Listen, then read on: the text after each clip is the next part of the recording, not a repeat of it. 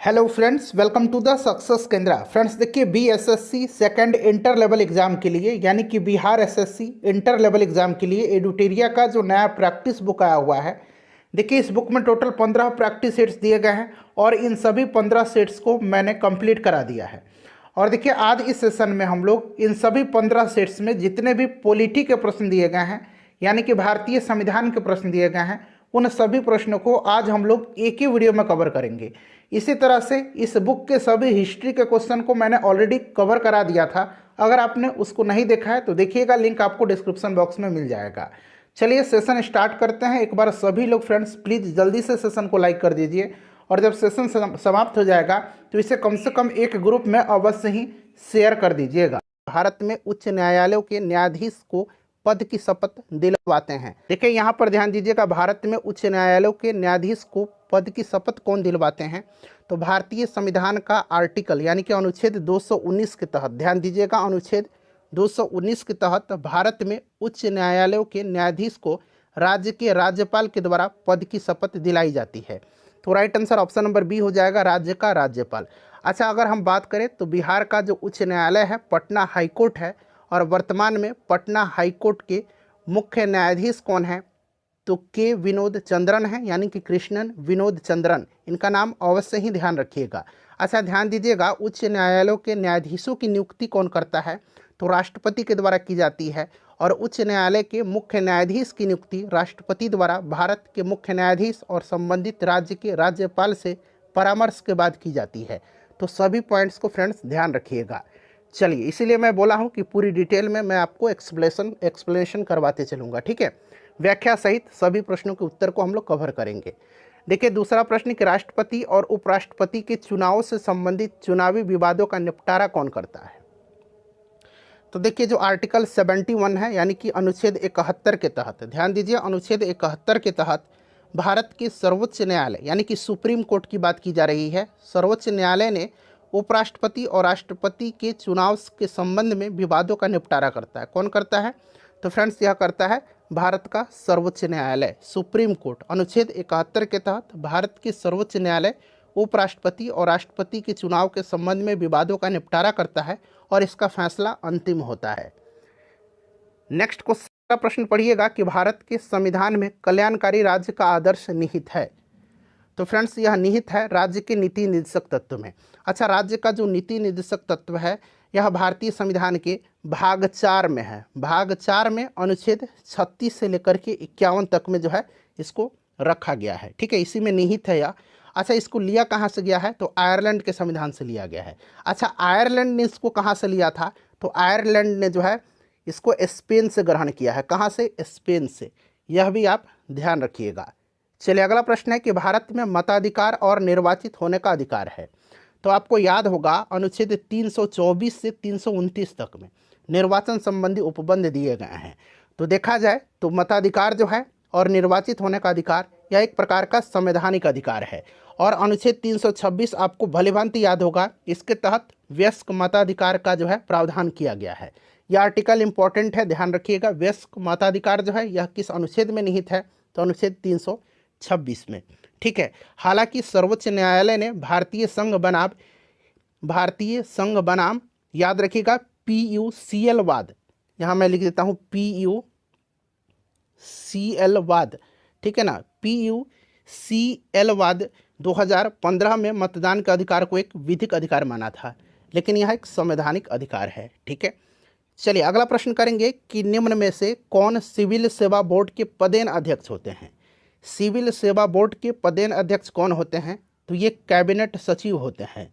Cabinet सचिव भारत के सर्वोच्च कार्यकारी अधिकारी भी होते हैं और मंत्रिमंडल सचिवालय जो होता है यह प्रधानमंत्री के प्रत्यक्ष प्रभार में है। यह भी आप ध्यान रखेंगे। Option number D right answer हो जाएगा। फ्रेंड्स, अगर मेरा एक्सप्लेनेशन आपको पसंद आ रहा है तो प्लीज़ एक बार सेशन को लाइक ज़रूर करें। आपका एक लाइक हमें काफ़ी मोटिवेट करता है। देखिए, लोकसभा के अध्यक्ष को पद से हटाया जा सकता है। तो देखिए, लोकसभा के अध्यक्ष को पद से हटाया जाता है किस प्रकार से? पहली बात याद रखेंगे, लोकसभा का अध्यक्ष जो है यह शपथ ग्रहण नहीं करता है, ठीक है, ध्यान रखेंगे। और एक और इम्पॉर्टेंट, यह अपना त्यागपत्र लोकसभा के उपाध्यक्ष को देता है और अनुच्छेद 100 यानी कि आर्टिकल 100 का 1 जो है, इसके तहत लोकसभा के अध्यक्ष को निर्णायक मत करने का अधिकार होता है। क्लियर। और लोकसभा के अध्यक्ष को पद से हटाया जा सकता है लोकसभा के सभी सदस्यों के बहुमत से पारित प्रस्ताव के द्वारा। यानी कि ऑप्शन नंबर यहाँ पर देखिए तो डी इसका राइट आंसर हो जाएगा। चलिए, और ओम बिरला जी अभी लोकसभा के अध्यक्ष हैं, आपको भली भांति याद भी होगा। क्वेश्चन नंबर 7 है कि भारत का संविधान गणतंत्रात्मक है क्योंकि यह कोई वंशानुगत शासक नहीं है इसमें, ठीक है ना।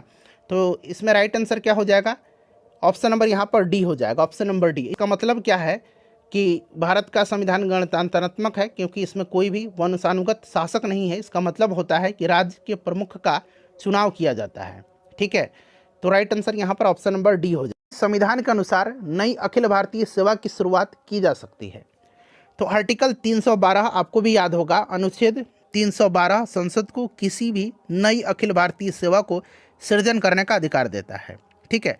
तो राइट आंसर यहाँ पर देखिए राज्यसभा के द्वारा करेक्ट आंसर हो जाएगा, राज्यसभा इसका राइट आंसर हो जाएगा। अगला प्रश्न करेंगे 27 नंबर। देखिए किस वाद में सर्वोच्च न्यायालय ने स्पष्ट किया कि मूल अधिकार एवं नीति निर्देशक तत्व एक दूसरे के पूरक हैं। तो यह कौन सा वाद है, तो यह 1980 का मिनर्वा मिल्स वाद में सर्वोच्च न्यायालय ने यह स्पष्ट किया कि मूल अधिकार एवं नीति निर्देशक तत्व एक दूसरे के पूरक हैं। ऑप्शन नंबर सी यहाँ पर राइट आंसर हो जाएगा। देखिए अगला प्रश्न है कि राष्ट्रीय आपातकाल के उद्घोषणा के समय संसद निम्न में से किस अनुच्छेद के तहत राज्य सूची के विषय पर कानून बना सकती है। राज्य सूची के समय विषय में, और कब, तो राष्ट्रीय आपातकाल के उद्घोषणा के समय। तो यह अनुच्छेद 250 है, इसके अंतर्गत यह उपबंध है कि आपातकाल उद्घोषणा के समय संसद राज्य सूची के विषय पर कानून बना सकती है। अगला प्रश्न हमारा कि निम्नलिखित में से कौन भारतीय संविधान के समवर्ती सूची में नहीं है। नहीं पूछा गया है, समवर्ती सूची में नहीं है। चलिए देखिए समवर्ती सूची की बात करते हैं तो इसमें से वर्तमान में 52 विषय हैं, मूलतः 47 हैं। 42वें संविधान संशोधन अधिनियम 1976 के तहत 5 विषयों को राज्य सूची से समवर्ती सूची में शामिल किया गया है। शिक्षा, वन, नापतौल, वन्य जीव एवं पक्षियों का संरक्षण तथा न्याय का प्रशासन, ठीक है। इसमें से सार्वजनिक व्यवस्था नहीं है, बाकी सभी जो है ये समवर्ती सूची हैं। निम्नलिखित में से कौन राष्ट्रपति के प्रसाद पर्यंत पद धारण नहीं करता है। राष्ट्रपति के प्रसाद पर्यंत पद धारण नहीं करता है। देखिए राज्यपाल बिल्कुल करता है, भारत का महान न्यायवादी जो कि अटॉर्नी जनरल अभी वर्तमान में आर वेंकट रमनी हैं, ठीक है। केंद्रीय मंत्री भी होते हैं, लोकसभा का अध्यक्ष नहीं है। ऑप्शन नंबर यहाँ पर सी राइट आंसर हो जाएगा। चलो उसके बाद नेक्स्ट क्वेश्चन है निम्नलिखित में से किसकी सिफारिश पर केंद्र द्वारा राज्यों को वैधानिक अनुदान दिए जाते हैं। तो यह दिया जाता है वित्त आयोग के द्वारा।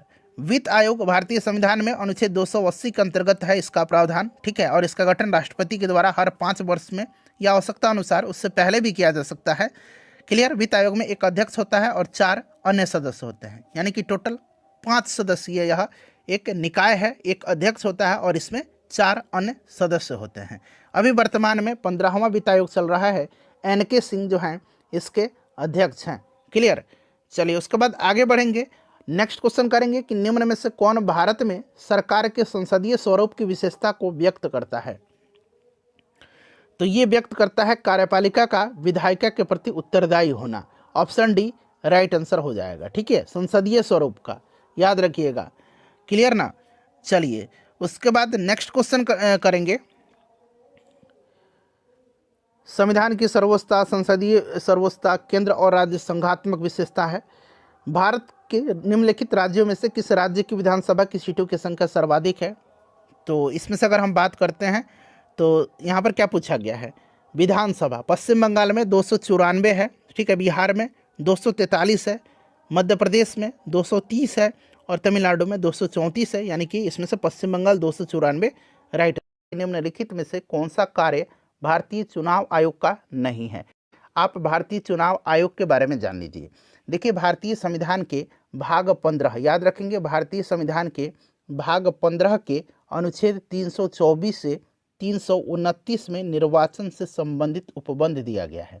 अच्छा, भारतीय चुनाव आयोग जो है, निर्वाचन आयोग जो है, इसकी स्थापना 25 जनवरी 1950 को हुई थी, ठीक है। इसे भी आप याद रखिएगा, इसीलिए प्रत्येक वर्ष 25 जनवरी को नेशनल वोटर्स डे मनाया जाता है, ठीक है। और भारतीय चुनाव आयोग जो है यह एक अस्थायी संवैधानिक निकाय है। इस पॉइंट को आप जरूर ध्यान रखिएगा। यहाँ पर right answer option number A हो जाएगा। पंचायतों का चुनाव करवाना जो है यह भारतीय चुनाव आयोग का कार्य नहीं है। पंचायतों का चुनाव करवाना राज्य निर्वाचन आयोग का उत्तरदायित्व है। Option number A right answer हो जाएगा। नेक्स्ट क्वेश्चन है हमारा, अगला प्रश्न पढ़िएगा कि संविधान और विधि के परिरक्षण, संरक्षण और प्रतिरक्षण का शपथ ग्रहण करते हैं। देखिए इसमें से राइट आंसर क्या होगा, कमेंट करके सभी लोग बताइए। ऑप्शन नंबर बी हो जाएगा राष्ट्रपति। आपको पता है फ्रेंड्स कि राष्ट्रपति देश का संवैधानिक प्रमुख होता है।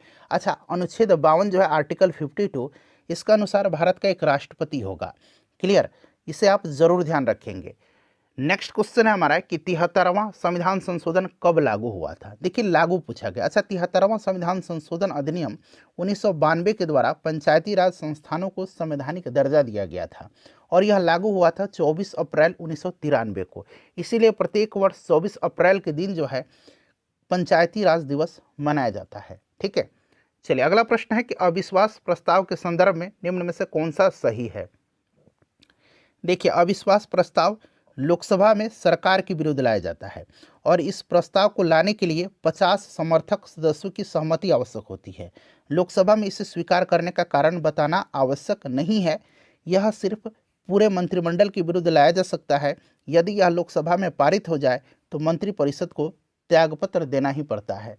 ठीक है, तो इसमें से देखिए ऑप्शन नंबर डी जो दिया गया है, लोकसभा में इसे स्वीकार करने का कारण बताना आवश्यक नहीं है, ये बिल्कुल करेक्ट दिया गया है। जैसे मैंने आपको एक्सप्लेनेशन में बताया है, सभी पॉइंट्स को मैंने यहाँ पर डिस्कस कर दिया है। चलिए उसके बाद नेक्स्ट क्वेश्चन है कि विधान परिषद के कुल सदस्यों में से कितने सदस्यों का अप्रत्यक्ष रूप से चुनाव होता है। यहाँ पर देखिए अप्रत्यक्ष रूप से, तो आपको पता है विधान परिषद के कुल सदस्यों में से 5/6 सदस्यों का 5/6 सदस्य जो है ये निर्वाचित होते हैं और 1/6 सदस्य जो हैं ये राज्यपाल के द्वारा मनोनीत होते हैं। तो 5/6 यहाँ पर राइट आंसर हो जाएगा इसका। अगला प्रश्न है हमारा कि सिक्किम को पूर्ण राज्य का दर्जा निम्न में से किस संविधान संशोधन द्वारा प्रदान किया गया। आपको याद होगा 36वां संविधान संशोधन 1975 के द्वारा जो है सिक्किम को पूर्ण राज्य का दर्जा प्राप्त हुआ था। Option number B right answer हो जाएगा। अच्छा, यहाँ से एक प्रश्न आपको बताता हूँ, आप में से अगर बहुत लोग जानते होंगे, निश्चित रूप से मुझे यकीन है, आप आंसर कमेंट करिएगा। अच्छा, बिहार विधान परिषद में टोटल सीट कितना है, सदस्यों की संख्या, आप जरा कमेंट करके मुझे बताइए। आगे मैं आपको बता देता हूँ, ठीक है ना, तब तक आप कमेंट करिएगा। चलिए अगला प्रश्न है कि अशोक मेहता समिति के सिफारिश में निम्न में से कौन सा शामिल नहीं था। यहाँ पर नहीं पूछा गया है। चलिए थोड़ा सा मैं छोटा कर देता हूँ ताकि आपको पूरा ऑप्शन दिखाई दे। अब बताइएगा कौन सा इसमें से जो है शामिल नहीं था। ध्यान दीजिएगा फ्रेंड्स, यहाँ पर हम बात करें क्वेश्चन नंबर 7 में, तो देखिए अशोक मेहता समिति का गठन जो है 1977 में किया गया था, जिसने टोटल 132 सिफारिशें दिया था। ठीक है, और किसी स्तर पर कोई आरक्षण प्रावधान नहीं होना चाहिए, उन सिफारिशों में शामिल नहीं है। इसीलिए ऑप्शन नंबर यहाँ पर जो है आपका सी राइट आंसर हो जाएगा। बिहार विधान परिषद में सीटों की संख्या 75 है। ध्यान रखिएगा कि संविधान सभा की अंतिम बैठक निम्न में से कब हुई थी। पहली बैठक आपको याद होगा 9 दिसंबर 1946 को हुई थी। सचिदानंद सिन्हा जी इसके अस्थायी अध्यक्ष थे और आखिरी बैठक 24 जनवरी 1950 को हुई थी। ठीक है, तो यहाँ पर देखिए 24 जनवरी 1950 दिया गया है। उसके बाद देखिए लोकसभा में कितनी सीटें अनुसूचित जाति यानी कि एससी के लिए और अनुसूचित जनजाति के प्रतिनिधियों के लिए आरक्षित है यानी कि एसटी के लिए। तो देखिए अगर हम बात करें तो टोटल 545 सीटों में से 84 सीट जो है ये एससी के लिए और 47 सीट जो है ये एसटी के लिए रिजर्व है। क्लियर, तो इसको जोड़ दीजिएगा, 7 4 11 हो जाएगा और 8 4 12 1 13 हो जाएगा, यानी कि यहाँ पर देखिए ऑप्शन ए 131। देखिए राष्ट्रीय पेंशन प्रणाली जो है एनपीएस निजी क्षेत्र के अंतर्गत एनपीएस से जोड़ने की अधिकतम आयु निम्नलिखित में से कौन सी है। तो देखिए अधिकतम आयु जो है ये आपका पहले 60 वर्ष था, उसको बढ़ा करके 65 वर्ष कर दिया गया है। अगला प्रश्न हमारा कि निम्नलिखित में से कौन सा एक पंचशील सिद्धांत नहीं था। पंचशील सिद्धांत जो है आपको याद होगा चीन और भारत के बीच जो है नई दिल्ली में अप्रैल 1954 में एक समझौता हुआ था जो कि पंचशील समझौता के नाम से जाना जाता है। इसके 5 सिद्धांत थे। एक, दूसरे के क्षेत्रों की अखंडता और संप्रभुता का पारस्परिक सम्मान करना। दूसरा, एक दूसरे पर आक्रमण नहीं करना। तीसरा, दूसरे देशों के आंतरिक मामलों में हस्तक्षेप नहीं करना। चौथा, परस्पर सहयोग एवं लाभ को बढ़ावा देना। और पांचवा, शांतिपूर्ण सह अस्तित्व की नीति का पालन करना। इसमें नाभिकीय जो निवारण है, परमाणु प्रतिरोध, ये नहीं था। ऑप्शन सी राइट आंसर हो जाएगा। देखिए, संविधान सभा के उपाध्यक्ष कौन थे?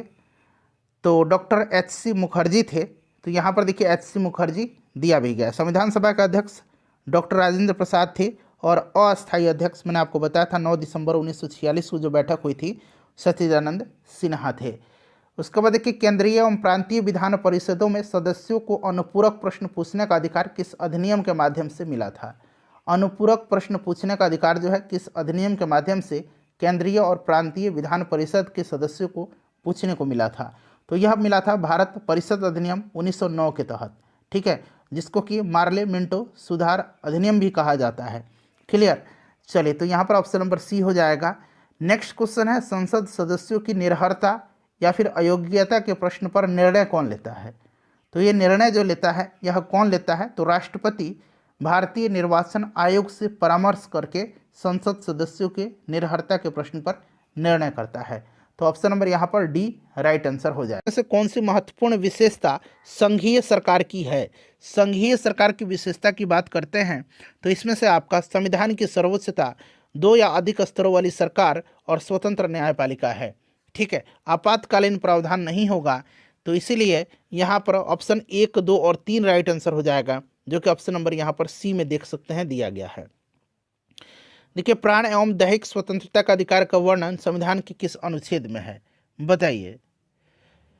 तो देखिए, प्राण एवं दैहिक स्वतंत्रता जो है यह आर्टिकल 21 में है, ठीक है। प्राण एवं दैहिक स्वतंत्रता का संरक्षण का अधिकार अनुच्छेद 21 में है। क्लियर? अच्छा, अनुच्छेद 20 में क्या है? तो आपको याद होगा, अपराधों के लिए दोष सिद्धि के संबंध में संरक्षण है। अनुच्छेद 22 में क्या है? तो कुछ दशाओं में गिरफ्तारी और निरोध से संरक्षण से संबंधित है। और 23 जो है मानव दुर्व्यापार और बलात्श्रम के निषेध से है। और अनुच्छेद 24 भी आपको याद होगा, 14 वर्ष से कम उम्र के बच्चों को जो है किसी भी जोखिम भरे कार्य पर नहीं लगाया जा सकता है। देखिए, किसी राज्य के लोक सेवा आयोग के कार्यों को निम्नलिखित में से किस एक के अनुमोदन से संघ लोक सेवा आयोग को सौंपा जा सकता है? तो इसका राइट आंसर क्या होगा? भारत के राष्ट्रपति, भारत के राष्ट्रपति, याद रखिएगा, ठीक है ना। ऑप्शन नंबर यहाँ पर डी राइट आंसर हो जाएगा। नेक्स्ट क्वेश्चन है हमारा कि निम्नलिखित में नीति निर्देशक तत्वों के बारे में क्या असत्य दिया गया, यानी कि गलत दिया गया है? तो यहाँ पर देखेंगे, संविधान के भाग 4 में है, बिल्कुल सही दिया गया है। 36 से 51 तक के अनुच्छेद में आयरलैंड के संविधान से इसकी प्रेरणा ली गई है और आयरलैंड स्पेन से लिया है, इस चीज़ को याद रखिएगा। यह न्यायालय में परिवर्तनीय नहीं है, बिल्कुल सही दिया गया है। ऑप्शन डी गलत दिया गया। इसका मूल उद्देश्य राजनीतिक लोकतंत्र की स्थापना करना है, ये गलत है। कल्याणकारी राज्य की स्थापना करना है इसका मुख्य उद्देश्य है, और इसका मतलब सामाजिक और आर्थिक लोकतंत्र स्थापित करना है। चलिए, उसके बाद नेक्स्ट क्वेश्चन है, क्वेश्चन नंबर 46 के वर्तमान में राज्यसभा के कितने सदस्य केंद्र शासित प्रदेश से चुन करके आते हैं? तो वर्तमान में जो है अगर हम बात करें तो आपका 245 सदस्य हैं, जिसमें से 225 जो है राज्य से और 8 केंद्र शासित प्रदेश से और 12 राष्ट्रपति के द्वारा मनोनीत किए जाते हैं। बिहार में लोकसभा के लिए आवंटित सीटों में कितना अनुसूचित जातियों के लिए आरक्षित है? तो बिहार में 40 लोकसभा की सीट है और 6 सीट जो है अनुसूचित जातियों के लिए आरक्षित है, ठीक है। तो यहाँ पर 6 राइट आंसर हो जाएगा। उसके बाद देखिए, भारत के राष्ट्रपति पर महाभियोग चलाने के लिए कम से कम कितने दिन पूर्व सूचना देना आवश्यक होता है? तो 14 दिन पहले सूचना देना है। महाभियोग अनुच्छेद 61 में है, याद रखिएगा। और इसे किसी भी सदन में लाया जा सकता है, चाहे वह लोकसभा हो या फिर राज्यसभा, इसे भी आप ध्यान रखिएगा। भारतीय निर्वाचन आयोग को सर्वप्रथम किस वर्ष बहुसदस्यीय निकाय बनाया गया? पहले ये 1 सदस्यीय था, लेकिन 1989 में जो है इसे बहुसदस्यीय बनाया गया। इसमें एक मुख्य निर्वाचन आयुक्त होता है और 2 अन्य निर्वाचन आयुक्त होते हैं। एक मुख्य होता है और 2 अन्य निर्वाचन आयुक्त होते हैं, ठीक है। चलिए, तो 1989 राइट आंसर होगा इसका। उसके बाद देखिए, जनसंख्या नियंत्रण और परिवार नियोजन संविधान के 7वीं अनुसूची की किस सूची का विषय है? 7वीं अनुसूची में क्या है? संघ सूची, राज्य सूची और समवर्ती सूची। केंद्र और राज्य के बीच शक्तियों का बंटवारा है 7वीं अनुसूची में, और यह दोनों जो आता है समवर्ती सूची का विषय है। इस चीज को आप ध्यान रखिएगा। वर्तमान में उच्चतम न्यायालय में कुल कितने न्यायाधीश हैं? फ्रेंड्स, अगर सेशन आपको पसंद आ रहा है तो प्लीज़ सेशन को लाइक ज़रूर करें। आपका एक लाइक ही हमारे मोटिवेशन का कारण है। सो प्लीज़ लाइक करें और ज़्यादा से ज़्यादा सेशन को शेयर करिएगा। तो देखिए, अगर हम बात करें तो यहाँ पर सुप्रीम कोर्ट पूछा गया है, कितने जज होते हैं? तो इसमें एक मुख्य न्यायाधीश हैं और 33 अन्य न्यायाधीश होते हैं, तो टोटल मिलकर के 34 हो जाएगा, ठीक है ना। और वर्तमान में जो सुप्रीम कोर्ट है उसके मुख्य न्यायाधीश कौन है? तो धनंजय, यशवंत, चंद्रचूड़ हैं। इनका क्रम भी याद रखिएगा, ये 50वें नंबर के जो हैं CGI हैं। चलिए, लोकसभा में किसी विधेयक पर आम बहस निम्नलिखित में से किस स्तर पर होती है?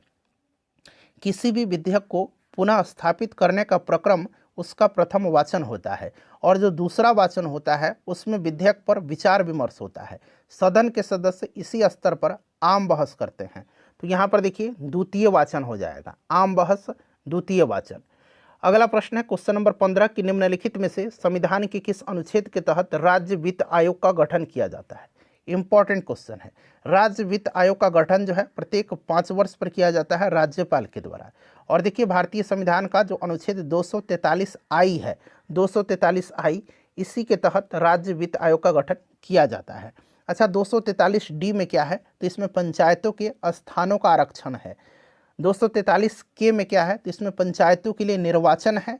243H में क्या है? तो पंचायतों द्वारा कर आरोपित करने की शक्तियां और उसकी निधियां हैं। क्लियर?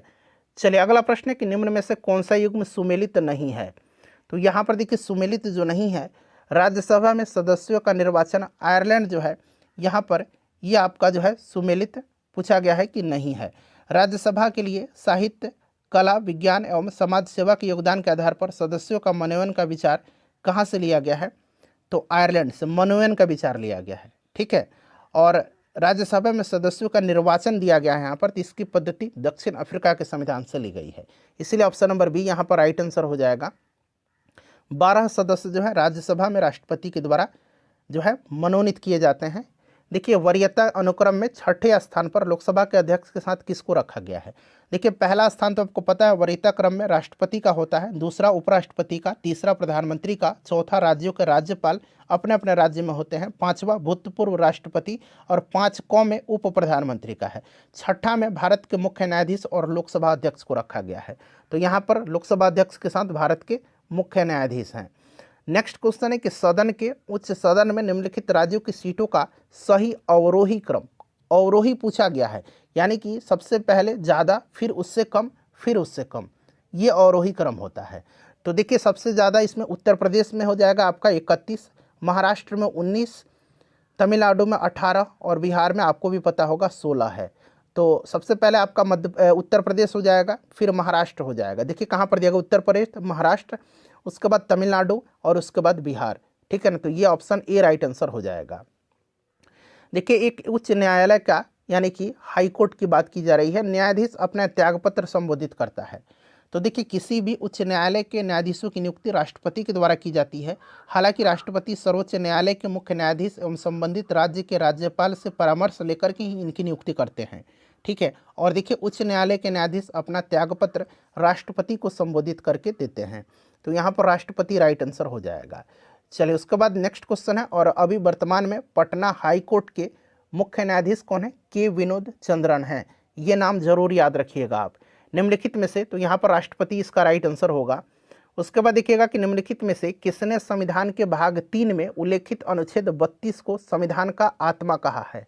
तो आपको पता है संविधान का आत्मा कहा है बाबा साहब अम्बेडकर ने। जो अनुच्छेद 32 में संवैधानिक उपचारों का अधिकार दिया गया है उसी को कहा है। और देखिए, बाबा साहब अम्बेडकर जो थे ये कौन थे? तो आपको भी याद होगा, ये प्रारूप समिति के अध्यक्ष थे। तो यहाँ पर देखिए, प्रारूप समिति का अध्यक्ष दिया गया है, option number C right answer. ग्राम सभा की सदस्यता हेतु ग्रामीण की आयु कम से कम कितनी होनी चाहिए ग्राम सभा के लिए? तो आयु कम से कम कितनी होनी चाहिए बताइए? 18 वर्ष होनी चाहिए। 18 वर्ष इसका राइट आंसर होगा ऑप्शन नंबर डी में। देखिए, बिहार में प्रथम बार राष्ट्रपति शासन कब लागू किया गया था? अब तक 8 बार राष्ट्रपति शासन बिहार में लगाया जा चुका है। पहली बार 1968 में लगा था और उस समय बिहार के राज्यपाल नित्यानंद कानूनगो थे और बिहार के मुख्यमंत्री भोला पासवान शास्त्री थे। आपात उपबंध का संबंध संविधान के किस भाग में है? आपात उपबंध संविधान के भाग 18 में है, भाग 18 में है, अनुच्छेद 352 से 360 में। 352 में कौन सा है? राष्ट्रीय आपातकाल। उसके बाद 356 में है राज्य में राष्ट्रपति शासन, और 360 में आपका वित्तीय आपातकाल है। चलिए उसके बाद नेक्स्ट क्वेश्चन है, निम्नलिखित में से कौन सा युग्म सुमेलित नहीं है? अब यहाँ पर देखिए सुमेलित जो नहीं है, ये वाला सुमेलित है, ये भी सुमेलित है, ये भी सुमेलित है। याद रखिएगा अनुच्छेद 44 इंपॉर्टेंट है, इसमें समान सिविल संहिता दिया गया है। ये वाला सुमेलित नहीं है। क्यों नहीं है? तो अनुच्छेद 50 जो है, अनुच्छेद 50 में क्या है? कार्यपालिका से न्यायपालिका का पृथक्करण दिया गया है। और अंतर्राष्ट्रीय शांति और सुरक्षा की अभिवृद्धि जो है ये अनुच्छेद 51 में है, इसलिए गलत दिया गया है। तो गलत पूछ रहा है, तो option number D right answer होगा। भारत के संविधान के अंतर्गत धन विधेयक को प्रस्तुत किया जाता है, तो धन विधेयक को प्रस्तुत किया जाता है संविधान के अनुच्छेद 109(1) में कहा गया है कि धन विधेयक राज्यसभा में पुनः स्थापित नहीं किया जाएगा, अतः धन विधेयक केवल लोकसभा में प्रस्तुत किया जाता है। ऑप्शन ए राइट आंसर हो जाएगा। ठीक है, चलिए उसके बाद अगला प्रश्न है कि लोक लेखा समिति अपनी रिपोर्ट किसे सौंपती है? तो लोक लेखा समिति अपनी रिपोर्ट लोकसभा के स्पीकर को, लोकसभा के अध्यक्ष को सौंपती है। लोक लेखा समिति का कार्यकाल 1 साल का होता है, ध्यान रखिएगा। ठीक है ना। चलिए उसके बाद देखिएगा, और लोक लेखा समिति में 22 सदस्य होते हैं, 15 लोकसभा से और 7 राज्यसभा से। निम्नलिखित में से किसने राष्ट्रपति नियुक्त होने से पूर्व उपराष्ट्रपति पद पर कार्य नहीं किया? तो इसमें से कौन से हैं? तो आपका नीलम संजीव रेड्डी हैं, जिन्होंने उपराष्ट्रपति के पद पर कार्य नहीं किया। नीलम निर्विरोध चुने जाने वाले पहले राष्ट्रपति हैं। मौलिक अधिकारों एवं अल्पसंख्यकों हेतु संविधान सभा द्वारा गठित समिति के अध्यक्ष कौन थे? तो देखिए, मौलिक अधिकार और अल्पसंख्यक हेतु समिति एवं प्रांतीय संविधान समिति, इसके अध्यक्ष सरदार वल्लभ भाई पटेल जी थे। ऑप्शन डी यहाँ पर राइट आंसर। कि संविधान सभा के गठन में प्रांतों का प्रतिनिधित्व करने वाले सदस्यों को निर्वाचित किया गया। देखिए फ्रेंड्स, कैबिनेट मिशन की संस्तुतियों के आधार पर भारतीय संविधान की निर्माण करने वाली संविधान सभा का गठन जुलाई 1946 में किया गया। अच्छा, भारत के लिए संविधान सभा की रचना हेतु संविधान सभा का विचार सर्वप्रथम स्वराज पार्टी ने 1924 में प्रस्तुत किया था। देखिए फ्रेंड्स, बात करते हैं तो ये जो मिशन योजना थी, इसके अनुसार जुलाई 1946 में संविधान सभा का चुनाव हुआ और कुल 389, याद रखिएगा, कुल 389 सदस्यों में से प्रांतों के लिए निर्धारित 296 प्रांतों के लिए निर्धारित 296 सदस्यों के लिए चुनाव हुए, जिन्हें विभिन्न प्रांतों की विधानसभाओं द्वारा चुना गया। ठीक है ना। तो इसका राइट आंसर क्या हो जाएगा? ऑप्शन नंबर यहाँ पर देख सकते हैं, सी हो जाएगा, प्रांतों की विधानसभाओं द्वारा निर्वाचित। चलिए अगला प्रश्न करेंगे। नेक्स्ट क्वेश्चन है दूसरा प्रश्न कि विश्व में सर्वप्रथम लिखित संविधान का प्रारंभ किस देश में हुआ? तो देखिए, विश्व में सर्वप्रथम लिखित संविधान का प्रारंभ जो है ये अमेरिका में हुआ था। और देखिए फ्रेंड्स, अमेरिका ने वर्ष 1788 में इसे अपनाया था और 1789 में जो है यह संविधान लागू हुआ था। तो ये भी आप ध्यान रखेंगे, अमेरिका यहाँ पर राइट आंसर हो जाएगा। और विश्व का सबसे लंबा लिखित संविधान जो है अपना प्यारा देश भारत का है। नेक्स्ट क्वेश्चन है हमारा कि 73वां संविधान संशोधन कब लागू हुआ? देखिए, ये जो 73वां संविधान संशोधन था, इसके द्वारा पंचायतों को संवैधानिक दर्जा प्राप्त हुआ था। और यह लागू हुआ था कब? तो यह लागू हुआ था 24 अप्रैल 1993 को। इसीलिए प्रत्येक वर्ष जो है 24 अप्रैल के दिन जो है पंचायती राज दिवस मनाया जाता है। तो ये भी आप साथ साथ ध्यान रखिएगा, 24 अप्रैल 1993 राइट आंसर हो जाएगा। नेक्स्ट क्वेश्चन है कि द्विस्तरीय पंचायती राज व्यवस्था की सिफारिश किस समिति ने किया था?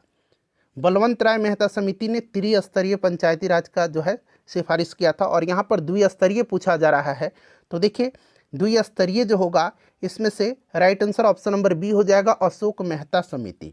देखिए 1977 में पंचायती राज व्यवस्था पर सुझाव देने के लिए अशोक मेहता समिति का गठन किया गया था और इन्होंने अपनी रिपोर्ट 1978 में दी। और इस समिति ने जिला परिषद और मंडल पंचायत से मिलकर के 2 स्तरीय पंचायत राज संस्थागत संरचना की सिफारिश किया था। नेक्स्ट क्वेश्चन है हमारा कि मैथिली भाषा को भारतीय संविधान की 8वीं अनुसूची में किस संविधान संशोधन के माध्यम से जोड़ा गया? अच्छा, ये जो 8वीं अनुसूची है इसमें जो है 22 भाषाओं का उल्लेख किया गया है। ठीक है ना, ध्यान रखिएगा कितनी भाषाओं का, तो 22 भाषाओं का उल्लेख है। और टोटल कितनी अनुसूचियां हैं संविधान में, तो 12 अनुसूचियां हैं, ये भी आप ध्यान रखेंगे। के द्वारा इसमें बोडो, डोगरी, मैथिली और संथाली को जोड़ा गया था। ठीक है, तो राइट आंसर इसका क्या हो जाएगा, यहाँ पर आप देख भी सकते हैं 92वां संविधान संशोधन हो जाएगा, option number B correct answer हो जाएगा। नेक्स्ट क्वेश्चन है हमारा कि संविधान, यहाँ पर देखिए, राज्य विधान परिषद में कितने सदस्यों का नामांकन राज्यपाल के द्वारा किया जाता है। तो देखिए, आपको पता है किसी राज्य की विधान परिषद में सदस्यों की कुल संख्या जो है, उस राज्य के विधानसभा में सदस्यों की कुल संख्या के 1/3 से अधिक नहीं होनी चाहिए। क्लियर ना। और देखिए, इसका जो राइट आंसर हो जाएगा वो 1/6 सदस्यों का होगा। 1/12 सदस्यों का जो है ये किसके द्वारा चुने जाते हैं 1/12, तो ये सदस्य स्नातक शिक्षकों के द्वारा चुने जाते हैं। और 1/3 सदस्य जो हैं विधान सभाओं के सदस्यों के द्वारा चुने जाते हैं। और 1/6 जो है यह राज्यपाल के द्वारा जो है, आपको पता है कला, साहित्य, विज्ञान, सहकारी आंदोलन एवं समाज सेवा से जुड़े व्यक्ति चुने जाते हैं। नेक्स्ट क्वेश्चन हमारा कि निम्नलिखित में से कौन सा भारतवर्ष को एक धर्मनिरपेक्ष राज्य के रूप में वर्णित करता है। भारतवर्ष को एक धर्मनिरपेक्ष राज्य के रूप में वर्णित करता है। तो फ्रेंड्स, ये आपका संविधान की प्रस्तावना होगा, क्योंकि संविधान की प्रस्तावना में 42वां संविधान संशोधन 1976 के द्वारा समाजवाद, पंथ निरपेक्ष और अखंडता शब्द को जोड़ा गया था। भारत एक धर्मनिरपेक्ष देश है, अर्थात भारत सभी धर्मों के प्रति समान दृष्टि रखता है। नेक्स्ट क्वेश्चन कर लेंगे, क्वेश्चन नंबर 8। देखिए, क्वेश्चन नंबर 8 है कि केंद्र शासित प्रदेश के मुख्यमंत्री जहां पर इस तरह का प्रावधान है किसके द्वारा नियुक्त किए जाते हैं। तो देखिए, जिन केंद्र शासित प्रदेशों में मुख्यमंत्री पद का प्रावधान होता है वहां पर मुख्यमंत्री की नियुक्ति राष्ट्रपति के द्वारा किया जाता है। और वर्तमान में आपको पता है दिल्ली और पुडुचेरी में है, तो यहाँ पर राष्ट्रपति राइट आंसर हो जाएगा। निम्न में से किस अधिनियम द्वारा केंद्रीय बजट को राज्य बजट से अलग किया गया था। तो फ्रेंड्स, ऑप्शन नंबर बी हो जाएगा, भारत शासन अधिनियम 1919 के द्वारा। भारत शासन अधिनियम 1919 वायसराय चेम्सफोर्ड के समय में आया था और इसके द्वारा पहली बार केंद्रीय बजट को राज्य बजट से अलग कर दिया गया था और राज्य विधानसभाओं को अपना बजट स्वयं बनाने के लिए अधिकृत किया गया था। और इसको मॉन्टेग्यू चेम्सफोर्ड सुधार अधिनियम भी कहा जाता है, भारत शासन अधिनियम 1919 को। और इसी के द्वारा भारत में पहली बार महिलाओं को वोट देने का अधिकार मिला था। और इसके द्वारा केंद्र में द्विसदनात्मक विधायिका की भी स्थापना की गई थी। इसे भी आप जरूर ध्यान रखिएगा। चलिए, अगला प्रश्न है कि भारतीय न्यायिक प्रणाली में लोक जनहित याचिका, जिसको कि पिल कहा जाता है, पिल को अंग्रेजी में कहा जाता है पब्लिक इंटरेस्ट लिटिगेशन, ठीक है ना, इसकी अवधारणा किस देश से ली गई है। भारतीय न्यायिक प्रणाली में लोक जनहित याचिका यानी कि पिल की अवधारणा किस देश से ली गई है। देखिए, दरअसल पिल होता क्या है, तो यहाँ पर देखिए, लोक जनहित याचिका की शुरुआत जान लीजिए यूएसए में हुई थी, यानी कि अमेरिका में हुई थी, और वहीं से इसे भारतीय न्यायिक प्रणाली में लिया गया, ठीक है ना। अब यहाँ पर देखिए, जनहित याचिका भारतीय कानून में सार्वजनिक हित की रक्षा के लिए मुकदमे का प्रावधान है। देखिए, अन्य समान अदालती याचिकाओं से अलग है और इसमें यह आवश्यक नहीं है कि पीड़ित पक्ष स्वयं अदालत में जाए। यह किसी भी न्यायालय या किसी भी नागरिक या स्वयं न्यायालय के द्वारा पीड़ितों के पक्ष में दायर किया जा सकता है, ठीक है। और भारत में जो पिल है यानी कि जनहित याचिका, इसके जनक जस्टिस पीएन भगवती को माना जाता है। तो आप ध्यान रखिएगा, संयुक्त राज्य अमेरिका इसका राइट आंसर हो जाएगा। नेक्स्ट क्वेश्चन कर लेंगे कि राज्य पुनर्गठन से संबंधित JVP समिति जो है, यहाँ पर देखिए, राज्य पुनर्गठन से संबंधित JVP समिति ने कब अपनी सिफारिश सरकार के समक्ष पेश किया था। अब यहाँ पे देखिए, JVP कमेटी जो है यह लोकप्रिय थी किस नाम से, तो याद रखिएगा, यह आपका जवाहरलाल नेहरू, उसके बाद आपका हो जाएगा सरदार वल्लभ भाई पटेल और पट्टाभी सीतारामैया के नाम से, ठीक है ना। ये इसमें थे राज्य पुनर्गठन के जो मुद्दे थे उसी के जांच के लिए, समीक्षा के लिए JVP समिति का गठन 1948 में किया गया था और इसने अपनी रिपोर्ट 1949 में सरकार को सौंपी, जिसने भाषाई आधार को तत्कालीन समय में अव्यावहारिक बताया था, ठीक है ना। तो आपका रिपोर्ट पूछा गया, सिफारिश सरकार के समक्ष कब प्रस्तुत किया था? तो ध्यान रखिएगा 1949 में, option number B right answer हो जाएगा। चलिए उसके बाद नेक्स्ट क्वेश्चन है, भारत शासन अधिनियम 1935 के तहत प्रस्तावित प्रणाली थी। तो इसमें से अगर हम बात करें तो यहाँ पर ध्यान दीजिएगा, भारत शासन अधिनियम या भारत सरकार अधिनियम 1935 के अनुसार अखिल भारतीय संघ, ऑप्शन नंबर यहाँ पर ए राइट आंसर हो जाएगा। अखिल भारतीय संघ की स्थापना 11 ब्रिटिश प्रांत 6 कमिश्नरी और उन देशी रियासतों से मिलाकर के होनी थी जो स्वयं से इस संघ में सम्मिलित होना चाहते हैं। और इसमें क्या था, प्रांतों के लिए संघ में सम्मिलित होना अनिवार्य था, किंतु देशी रियासतों के लिए यह ऐच्छिक था। इससे भी आप जरूर ध्यान रखिएगा। और देखिए भारत शासन अधिनियम 1935 की कुछ विशेषताएं मैं आपको बता रहा हूं, जैसे कि प्रांतीय स्वायत्तता, केंद्र में द्वैध शासन की स्थापना, संघीय न्यायालय, ठीक है ना, ये सब आप ध्यान रखिएगा। चलिए उसके बाद नेक्स्ट क्वेश्चन हमारा है कि सरकारिया आयोग गठित हुआ था समीक्षा के लिए। तो आपको याद होगा जून 1983 में केंद्र राज्य संबंधों पर विचार करने और उसको सुदृढ़ करने हेतु सुझाव देने के लिए न्यायमूर्ति रंजीत सिंह सरकारिया की अध्यक्षता में एक आयोग का गठन किया गया था।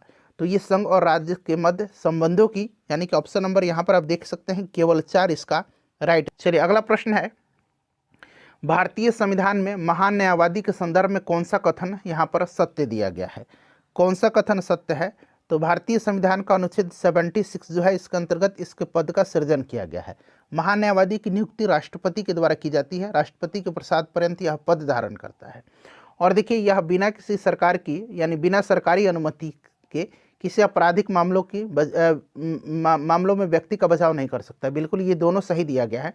और संसद की संयुक्त बैठक में भाग ले सकता है, परंतु इसको मत देने का अधिकार नहीं है। लेकिन यहाँ पर दिया गया है भाग ले सकता है एवं अपना मत भी दे सकता है, जो कि गलत दिया गया है। इसलिए 1 और 2 इसका राइट आंसर हो जाएगा, जो कि ऑप्शन नंबर आप देख सकते हैं सी में दिया गया है। चलिए अगला प्रश्न है हमारा, क्वेश्चन नंबर यहाँ पर देखिए 7 है कि पंचायती राज संस्थाओं में आरक्षण संबंधी प्रावधान की चर्चा किस अनुच्छेद के तहत की गई है? देखिए आरक्षण संबंधी प्रावधान मैं आपको बताया था, इस तरह का प्रश्न पहले भी मैंने आपको कराया हुआ है जब मैं डिटेल में बता रहा था। तो यहाँ पर 243 का डी हो जाएगा, ठीक है ना। 243 के डी में महिलाओं, अनुसूचित जाति, अनुसूचित जनजाति के आरक्षण संबंधी प्रावधान किए गए हैं। अनुच्छेद 243 एच क्या है? तो इसमें पंचायतों द्वारा कर अधिरोपित करने की शक्तियों और उनकी निधियों का उल्लेख है। अनुच्छेद 243 ई में क्या है? पंचायतों की अवधि है, बड़ा ही इंपॉर्टेंट है, पंचायतों की अवधि है। और 243 जी में क्या है? तो पंचायतों की शक्ति, प्राधिकार और उत्तरदायित्व है। ये सब पॉइंट्स आपको ध्यान रखना है। देखिए धन विधेयक के अतिरिक्त एक विधेयक जो विधानसभा ने प्रथम बार पारित कर दिया हो, विधान परिषद में कितने समय तक पड़ा रह सकता है, बताएंगे? तो देखिए भारतीय संविधान का जो आर्टिकल 197 है, इसके तहत धन विधेयक से भिन्न, यानी कि धन विधेयक से अलग विधेयक के बारे में चर्चा की गई है। और ऐसे विधेयक को यदि विधानसभा ने प्रथम बार पारित कर दिया हो और उसके बाद विधान परिषद उस विधेयक को 3 माह से ज़्यादा समय तक नहीं रोक सकती है, ठीक है ना। तो यहाँ पर ऑप्शन नंबर बी हो जाएगा कि पहली बार परिसीमन आयोग का गठन कब किया गया था। थोड़ा सा परिसीमन आयोग के बारे में जान लीजिए। देखिए संविधान में परिसीमन आयोग के संबंध में कोई स्पष्ट निर्देश नहीं दिया गया है। लोकसभा और विधानसभा चुनाव के लिए निर्वाचन क्षेत्रों की सीमाओं के निर्धारण हेतु संविधान के अनुच्छेद 82 ठीक है, संविधान के अनुच्छेद 82 के तहत केंद्र सरकार द्वारा प्रत्येक जनगणना के पश्चात परिसीमन आयोग का गठन किया जाता है। और भारत में अब तक 4 बार जो है परिसीमन आयोग का गठन किया गया है। प्रश्न में पूछा गया पहली बार कब किया गया था, तो पहली बार इसका गठन 1952 में किया गया था, दूसरी बार 1962 में किया गया था, तीसरी बार 1973 में किया गया था और चौथी बार सन 2002 में किया गया था। ध्यान रखिएगा, सारे के सारे पॉइंट्स जो हैं इंपॉर्टेंट हैं। नेक्स्ट क्वेश्चन करेंगे हम। दूसरा प्रश्न है कि एक निर्वाचित संविधान द्वारा भारत के संविधान का निर्माण करने का प्रस्ताव सर्वप्रथम किया गया था। तो फ्रेंड्स सर्वप्रथम जो है एक निर्वाचित संविधान द्वारा भारतीय संविधान का निर्माण करने के लिए जो है आपको याद होगा कि यह प्रस्ताव क्रिप्स मिशन 1942 द्वारा किया गया था। तो यहाँ पर देखिएगा क्रिप्स मिशन दिया गया है 1942 Cripps mission, option number C right answer इसका हो जाएगा। चलिए नेक्स्ट क्वेश्चन करेंगे कि निम्नलिखित में से कौन सा राज्य 73वें संविधान संशोधन का अभिपालन करने वाला पहला राज्य है। अब यहाँ पर कन्फ्यूजन दूर करिएगा, बहुत लोग यहाँ पर बोलेंगे राजस्थान होगा, बिल्कुल नहीं। देखिए 73वां संविधान संशोधन अधिनियम जो है, इसके तहत पंचायतों को संवैधानिक दर्जा दिया गया था और यह 24 अप्रैल 1993 को लागू हुआ था, ठीक है ना। इसीलिए 24 अप्रैल को पंचायती दिवस मनाया जाता है, पंचायती राज दिवस। और देखिए फ्रेंड्स, इसका विपालन करने वाला पहला राज्य जो था ये मध्य प्रदेश था। पंचायती राज लागू करने वाला, पंचायती राज सर्वप्रथम लागू हुआ था राजस्थान में, लेकिन ये जो आपका 73वां संविधान संशोधन जो है, इसका विपालन करने वाला पहला राज्य मध्य प्रदेश था। इस अधिनियम को लागू होने के तुरंत बाद जो है, वहाँ विधानमंडल द्वारा यानी कि मध्य प्रदेश में पंचायती राज अधिनियम 1993 अधिनियमित किया गया, जिसके तहत 1994 में मध्य प्रदेश में पंचायती चुनाव आयोजित भी किए गए थे। देखिए किसी राज्य में नगर पालिका का सीमा क्षेत्र अधिसूचित करने के लिए निम्नलिखित में से कौन सक्षम है। तो भारतीय संविधान का भाग 9 क के, ध्यान दीजिएगा, भाग 9 क के अनुच्छेद 243 घ, अनुच्छेद 243 घ के तहत यह प्रावधान किया गया है कि किसी भी राज्य में नगर पालिका के सीमा क्षेत्र को अधिसूचित का अधिकार उस राज्य के राज्यपाल को होगा। तो यहाँ पर देखिए ऑप्शन नंबर बी हो जाएगा, संबंधित राज्य का राज्यपाल। नेक्स्ट क्वेश्चन है और सभी लोग अपना अपने स्कोर जरूर कमेंट करके बताइएगा। देखिए किसने कहा था कि राष्ट्रपति का राजकीय आपात संविधान के साथ धोखा है। यह कथन किसका है। तो यह कथन जो है के.एम. नाम्बियार का है, ठीक है ना। इन्होंने संविधान में जो उल्लेखित राज्यों में राष्ट्रपति संबंधित प्रावधान का विरोध करते हुए कहा था कि राष्ट्रपति का राजकीय आपातकाल अधिकार संविधान के साथ धोखा है। Option number C right answer हो जाएगा। अगला प्रश्न है कि एक ही व्यक्ति को 2 या 2 से अधिक राज्यों का राज्यपाल बनाने संबंधी प्रावधान किस संविधान संशोधन द्वारा किया गया। तो फ्रेंड्स यह जो है 7वां संविधान संशोधन है, जो कि 1956 में हुआ था, 7वां, ठीक है। यहाँ पर देखिए ऑप्शन नंबर सी में दिया गया है और इसी में प्रावधान किया गया कि राज्य एक जो है राज्यपाल 2 या 2 से अधिक राज्यों के राज्यपाल हो सकते हैं। साथ ही साथ 2 या 2 से अधिक राज्यों के लिए कॉमन उच्च न्यायालय की स्थापना की भी व्यवस्था इसी संविधान संशोधन के माध्यम से किया गया था। नेक्स्ट क्वेश्चन है केंद्रीय सतर्कता आयोग का गठन किस समिति की अनुशंसा पर किया गया। बताइएगा केंद्रीय सतर्कता आयोग।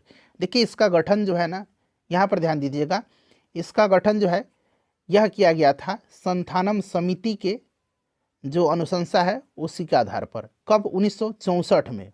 देखिए 1964 में संथानम समिति की अनुशंसा पर केंद्र सरकार द्वारा पारित एक प्रस्ताव के द्वारा जो है इसकी स्थापना किया गया था। Option number A right answer हो जाएगा। और संसद द्वारा अधिनियमित केंद्रीय सतर्कता आयोग अधिनियम 2003, एक बार मैं और रिपीट करता हूँ। देखिए संसद द्वारा अधिनियमित केंद्रीय सतर्कता आयोग अधिनियम 2003 के द्वारा इसे जो है सांविधिक निकाय जो है सांविधिक निकाय का दर्जा प्रदान किया गया, ठीक है ना, ध्यान रखेंगे। और यह किसी भी मंत्रालय के अधीन नहीं है, यह एक स्वतंत्र निकाय है जो केवल संसद के प्रति उत्तरदायी है, ये भी आप ध्यान रखिएगा। क्वेश्चन नंबर 8 देखिए कि भारतीय संविधान के निम्न में से किस अनुच्छेद में अंतर्राज्यीय परिषद का गठन का प्रावधान है। तो देखिए केंद्र और राज्य के बीच समन्वय स्थापित करने के लिए अंतर्राज्यीय परिषद का गठन का अधिकार राष्ट्रपति के पास है और पहली बार इसका गठन जो है 1990 में हुआ था, ठीक है ना। अनुच्छेद 263 के तहत जो है राष्ट्रपति के पास इसका गठन का अधिकार है। तो यहाँ पर 263 दिया गया, पहली बार 1990 में हुआ था। इस वाद में उच्चतम न्यायालय ने यह व्यवस्था दी कि प्रस्तावना संविधान का एक भाग है। इसका आंसर पहले मैं बता देता हूँ, ऑप्शन सी हो जाएगा, केशवानंद भारतीवाद। अब ध्यान से सुनिए, देखिए संविधान की प्रस्तावना को संविधान की कुंजी कहा जाता है, इस बात को आपको ध्यान रखना है, ठीक है। और देखिए प्रस्तावना को न्यायालय में परिवर्तित नहीं किया जा सकता है। यह निर्णय यूनियन ऑफ इंडिया बनाम मदन गोपाल 1957 के निर्णय में घोषित किया गया। बेरुवादी यूनियनवाद 1960 में सर्वोच्च न्यायालय ने यह निर्णय दिया कि जहां संविधान की भाषा संदिग्ध हो वहां प्रस्तावना विधिक निर्वाचन में सहायता करती है। वेरुवादीवाद में ही सर्वोच्च न्यायालय ने प्रस्तावना को संविधान का अंग नहीं माना, इसीलिए विधायिका प्रस्तावना में संशोधन नहीं कर सकती है। परंतु सर्वोच्च न्यायालय ने केशवानंद भारती बनाम केरल राज्यवाद 1973 में कहा कि प्रस्तावना संविधान का अंग है, इसीलिए विधायिका यानी कि संसद उसमें संशोधन कर सकती है। केशवानंद भारती वाद में ही सर्वोच्च न्यायालय ने मूल ढांचा का सिद्धांत यानी कि थ्योरी ऑफ बेसिक स्ट्रक्चर दिया तथा प्रस्तावना को संविधान का मूल ढांचा माना। संसद संविधान की मूल ढांचे में नकारात्मक संशोधन नहीं कर सकती है, स्पष्टतः संसद वैसा संशोधन कर सकती है जिससे मूल ढांचा का विस्तार और मजबूतीकरण होता है। इसीलिए ऑप्शन नंबर सी यहाँ पर राइट आंसर हो जाएगा, केशवानंद भारतीवाद, ध्यान रखिएगा। चलिए नेक्स्ट, और प्रस्तावना में एक बार संशोधन हुआ है, 42वां संविधान संशोधन 1976 के द्वारा। इसमें समाजवादी, पंथ निरपेक्ष और अखंडता शब्द जोड़े गए हैं। अगला प्रश्न करेंगे और सभी लोग अपना अपना स्कोर जरूर कमेंट करके बताइएगा। चलिए, निम्नलिखित में से कौन राज्यों के पुनर्गठन से संबंधित नहीं है? इसमें से कौन सा आयोग जो है राज्यों के पुनर्गठन से संबंधित नहीं है? अब यहाँ पर थोड़ा सा ध्यान से सुनिएगा। देखिए, भाषा के आधार पर राज्यों का पुनर्गठन उचित है या नहीं, इसकी जांच के लिए संविधान सभा के अध्यक्ष राजेंद्र प्रसाद ने इलाहाबाद उच्च न्यायालय के अवकाश प्राप्त न्यायाधीश एस.के. धर की अध्यक्षता में एक 4 सदस्यीय आयोग की नियुक्ति किया और इस आयोग ने भाषा के आधार पर राज्यों के पुनर्गठन का विरोध किया और प्रशासनिक सुविधा के आधार पर राज्यों के पुनर्गठन का समर्थन किया था। कौन? तो एस.के. धर जो समिति थी, धर आयोग, इन्हीं की अध्यक्षता में थी, एस.के. धर की अध्यक्षता में। तो बिल्कुल जो है ये राज्य पुनर्गठन से संबंधित है। ठीक है, उसके बाद यहाँ पर देखिए जेबीपी समिति। जेबीपी समिति जो धर आयोग थी, यहाँ पर धर आयोग, इसी के निर्णय की परीक्षा करने के लिए कांग्रेस कार्य समिति ने अपने जयपुर अधिवेशन में जवाहरलाल नेहरू, वल्लभ भाई पटेल और पट्टाभी सीतारमैया की समिति का गठन किया, जिसको कि जेबीपी समिति कहा गया। जवाहरलाल नेहरू, वल्लभ भाई पटेल और पट्टाभी सीतारमैया। ठीक है, और इस समिति ने भाषाई आधार पर राज्यों की पुनर्गठन की मांग को खारिज कर दिया। उसके बाद यहाँ पर देखिए फजल अली आयोग। राज्य पुनर्गठन अधिनियम जुलाई 1956 में पास किया गया और आपको पता है राज्य पुनर्गठन आयोग के अध्यक्ष फजल अली थे और इसमें अन्य सदस्य पंडित हृदयनाथ कुंजरू और सरदार के.एम. पनिकर थे। तो ये सभी थे। राज्य मन्नार समिति जो है राज्य पुनर्गठन से संबंधित नहीं थी। राज्य मन्नार समिति जो है इसका संबंध केंद्र राज्य संबंध से है। चलिए, अगला प्रश्न है कि भारतीय संविधान में किस आधार पर अल्पसंख्यकों का निर्धारण किया गया है? भारतीय संविधान में भाषा तथा धर्म के आधार पर अल्पसंख्यकों को स्वीकार करते हुए अनुच्छेद 29 और अनुच्छेद 30 में उनके संरक्षण के प्रावधान किए गए हैं। तो यहाँ पर राइट आंसर हो जाएगा भाषाई एवं धार्मिक, option number C. Next question कर लेंगे कि किस संविधान संशोधन के द्वारा संपत्ति के अधिकार को मूल अधिकार से हटा करके विधिक अधिकार यानी कि कानूनी अधिकार बनाया गया? पहले क्या था? पहले 7 जो थे मूल अधिकार थे, फंडामेंटल राइट्स थे, लेकिन हुआ क्या था? 44वां संविधान संशोधन जो था 1978 में हुआ था। इसमें संपत्ति के अधिकार को मूल अधिकार से हटा करके इसको जो है विधिक अधिकार यानी कि कानूनी अधिकार के अंतर्गत अनुच्छेद 301 के अंतर्गत जो है इसको रखा गया है। और इस प्रकार से अब वर्तमान में कुल 6 मौलिक अधिकार यानी कि फंडामेंटल राइट्स हैं। ऑप्शन नंबर यहाँ पर बी राइट आंसर हो जाएगा। देखिए, किसी राज्य में अधिकतम कितने समयावधि तक राष्ट्रपति शासन लागू रह सकता है? अच्छा, राज्यों में राष्ट्रपति शासन आर्टिकल 356 के तहत होता है, ये चीज़ आप ध्यान रखिएगा। और एक बार में संसदीय अनुमोदन के उपरांत 6 माह तक के लिए राष्ट्रपति शासन लगाया जा सकता है और इसे आगे बढ़ाने के लिए पुनः संसदीय अनुमोदन आवश्यक है। और इस तरह अधिकतम 3 वर्षों के लिए राज्य में राष्ट्रपति शासन लगाया जा सकता है। तो यहाँ पर 3 वर्ष राइट आंसर हो जाएगा। अगला प्रश्न है कि राष्ट्रपति किसी मामले में सर्वोच्च न्यायालय यानी कि सुप्रीम कोर्ट से सलाह ले सकते हैं, इसका उल्लेख किस अनुच्छेद में है? बिल्कुल, राष्ट्रपति जो है किसी भी मामले में सर्वोच्च न्यायालय से सलाह ले सकते हैं, परंतु उस सलाह को मानने के लिए बाध्य नहीं होते हैं। यह किस अनुच्छेद में है? तो अनुच्छेद 143 में है। ऑप्शन डी यहाँ पर बिल्कुल राइट आंसर हो जाएगा। ठीक है, चलिए उसके बाद नेक्स्ट क्वेश्चन है कि किसी राज्य में पंचायतों के निर्वाचन की तिथि की घोषणा कौन करता है? अनुच्छेद 243 के मैंने आपको बताया भी था इसके बारे में। देखिए अनुच्छेद 243 के अनुसार राज्य में पंचायतों के लिए कराए जाने वाले सभी निर्वाचनों के लिए निर्वाचक नामावली तैयार करने का और उन सभी निर्वाचनों के संचालन का अधीक्षण, निर्देशन और नियंत्रण एक राज्य निर्वाचन आयोग में निहित होता है। तो यहाँ पर right answer option number B हो जाएगा, राज्य निर्वाचन आयोग। चलिए उसके बाद नेक्स्ट क्वेश्चन करेंगे कि निम्नलिखित में से कौन संघ सूची का विषय नहीं है। संघ सूची का विषय इसमें से कौन सा नहीं है? तो यहाँ पर आप देखेंगे पुलिस जो है, पुलिस यह संघ सूची का विषय नहीं है। पुलिस, लोक व्यवस्था, स्थानीय स्वशासन ये सभी राज्य सूची के अंतर्गत आते हैं। कि निम्न में से किस अनुच्छेद में शहरी स्थानीय निकायों से संबंधित 18 कार्यों की सूची दी गई है?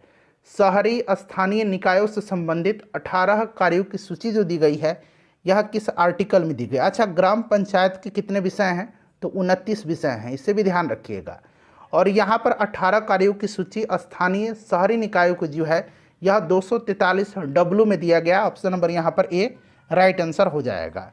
ठीक है, उसके बाद देखिए निम्नलिखित में से किस मामले में सर्वोच्च न्यायालय ने यह निर्णय दिया कि मौलिक अधिकार और राज्य के नीति निर्देशक तत्वों में मौलिक अधिकार ऊपर है?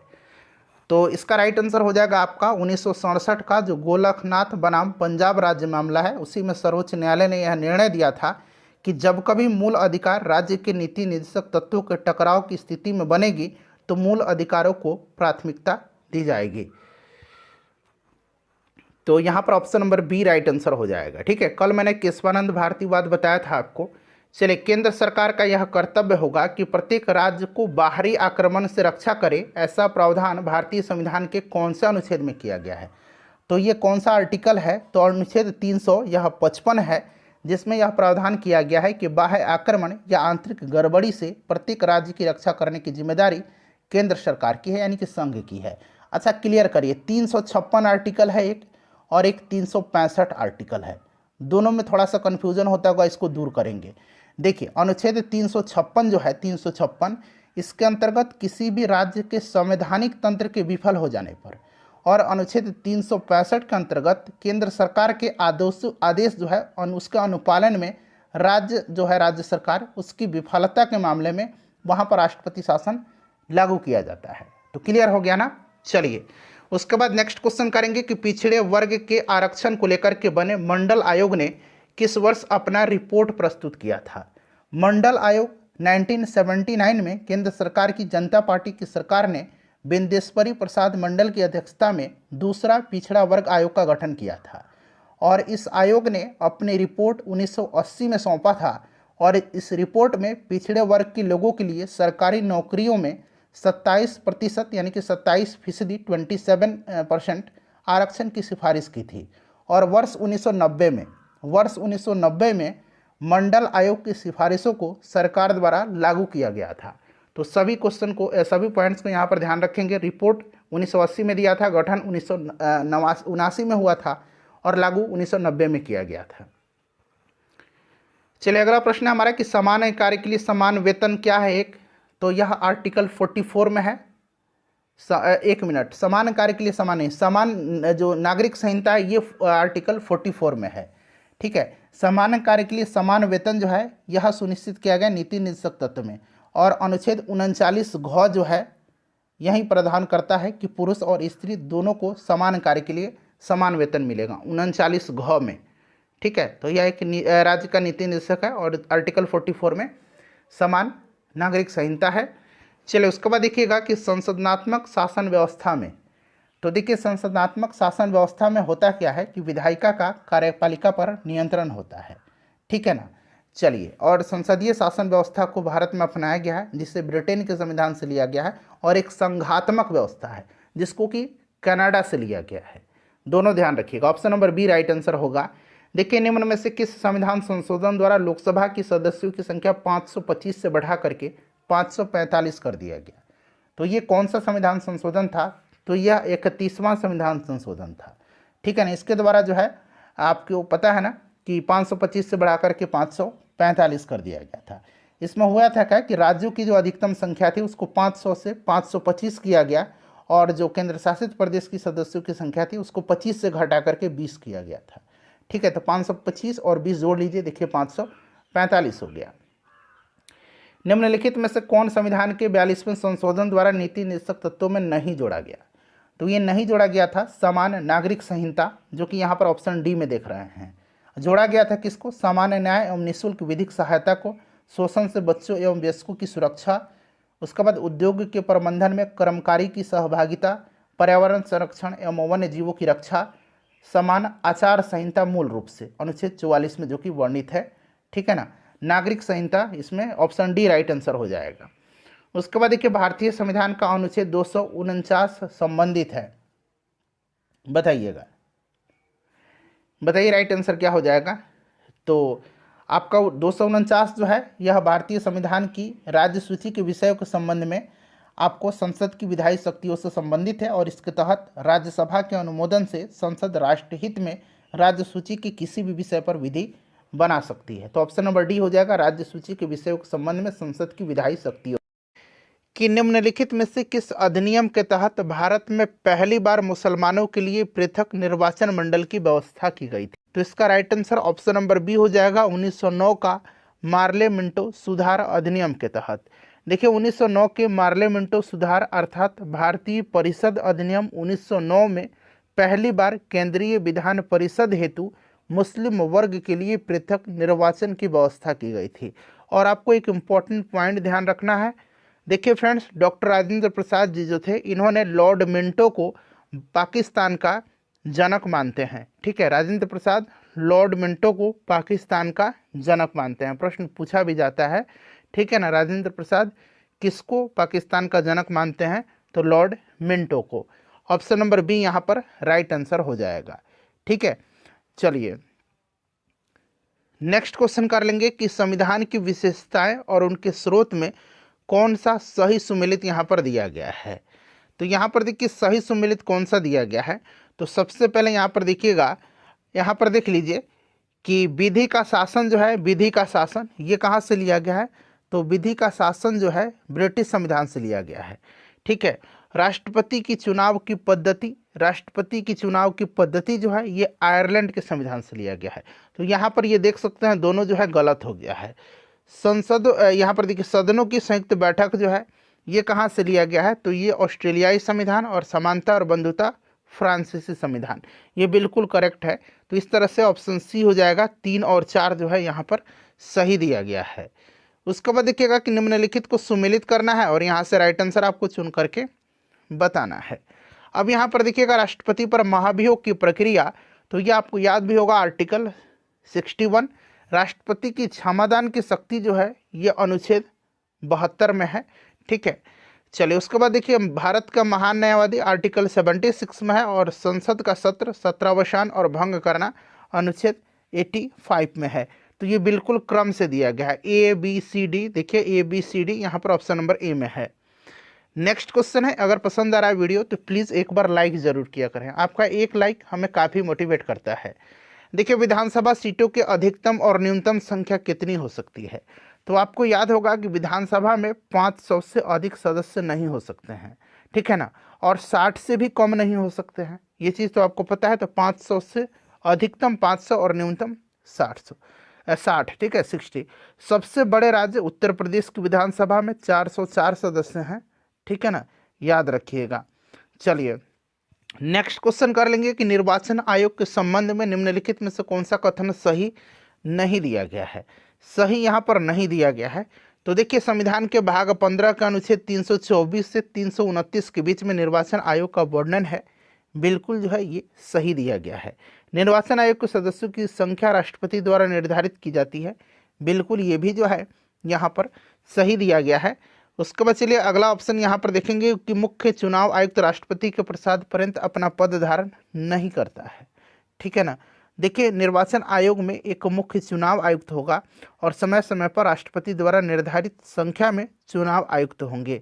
ठीक है, वर्तमान में अगर हम बात करें तो निर्वाचन आयोग 3 सदस्यीय संस्था होता है।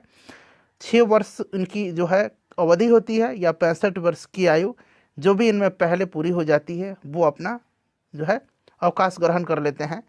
और देखिए अगर हम बात करते हैं मुख्य चुनाव आयुक्त और अन्य चुनाव आयुक्त के बारे में, तो इनकी नियुक्ति राष्ट्रपति के द्वारा की जाती है, हालांकि उनका पद राष्ट्रपति के प्रसाद पर्यंत नहीं होता है। तो यहाँ नहीं करता है, बिल्कुल ये भी सही दिया गया है।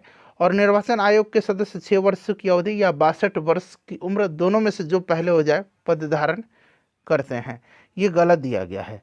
6 वर्ष की अवधि या 65 वर्ष की आयु तक, ठीक है ना, 65 वर्ष की आयु तक, तो गलत पूछा गया था, तो ऑप्शन नंबर डी यहाँ पर सही हो जाएगा। चलो उसके बाद देखिए, किस अनुच्छेद के तहत संसद के दोनों सदनों से पारित विधेयक को राष्ट्रपति की सहमति के लिए भेजा जाता है, बताएंगे। तो फ्रेंड्स यहाँ अनुच्छेद 111 है, अनुच्छेद 111 राइट आंसर इसका हो जाएगा। अनुच्छेद 106 क्या है, संसद के सदस्यों के वेतन और भत्ते से संबंधित है। 109 धन विधेयकों के संबंध में विशेष प्रक्रिया का उपबंध है। अनुच्छेद 121 में संसद में चर्चा का निर्बंधन किया गया है। उसके बाद देखिएगा कि संसदीय समितियों के संबंध में निम्नलिखित में से कौन सा कथन यहाँ पर सही नहीं पूछा गया है। यहाँ पर देखिएगा, यह समितियाँ कानून बनाने में महत्वपूर्ण भूमिका निभाती हैं, सही है।